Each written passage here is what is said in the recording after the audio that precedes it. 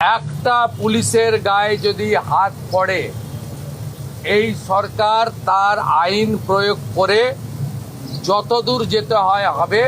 শুধু অ্যারেস্ট নয়, কনভিকশন করানো পর্যন্ত ক্লোজ মনিটরিং করার দায়িত্ব আমাদের থাকবে। যদি মনে করেন আগের সরকার আছে, আগের নিয়ম আছে, আগের মতো পুলিশকে ফোর্সকে হাত পা বেঁধে রেখে দেওয়া হবে, তাহলে কিন্তু ভুল করবেন। ক্লিয়ার মেসেজ, জিরো টলারেন্স এই ধরনের ভান্ডালিজম, হুলিগানিজম, রাউডিজম এবং anti national, anti social activities.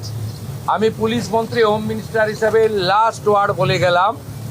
আর পুলিশের সমস্ত বন্ধুদের বলবো, বিএনএস যা বলেছে, আপনাকে ট্রেনিং পিরিয়ডে যা বলেছে, আপনার সুপিরিয়র যা অর্ডার দেবে অন স্পট আপনি চিন্তামুক্ত হয়ে করবেন।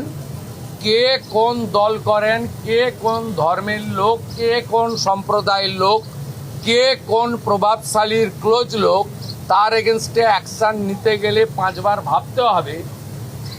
আপনারা এই চিন্তা মুক্ত করুন।